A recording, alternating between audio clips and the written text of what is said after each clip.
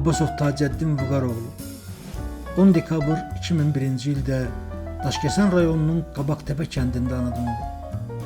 Qabaqtəpə kənd məktəbində orta təhsil alıb.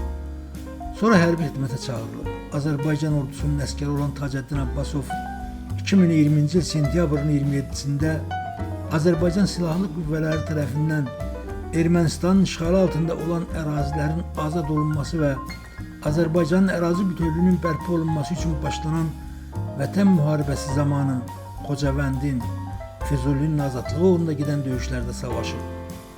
Oktyabrın 26-sında Füzuli döyüşləri zamanı şəhid olub. Azərbaycanın ərazi bütövlüyünün təmin edilməsi uğrunda döyüş əməliyyatlarına qatılan və hərbi hissə qarşısında qoyulmuş tapşırıqların icrası zamanı vəzifə borcunu şərəflə yerinə yetirdiyi üçün Vətən uğrunda Xocavəndin azad olunmasına görə, Füzulinin azad olunmasına görə və cəsur döyüşçü medalları ilə təltif edilib. Daşkəsən şəhər şəhidlər xiyabanında dəfn edilib.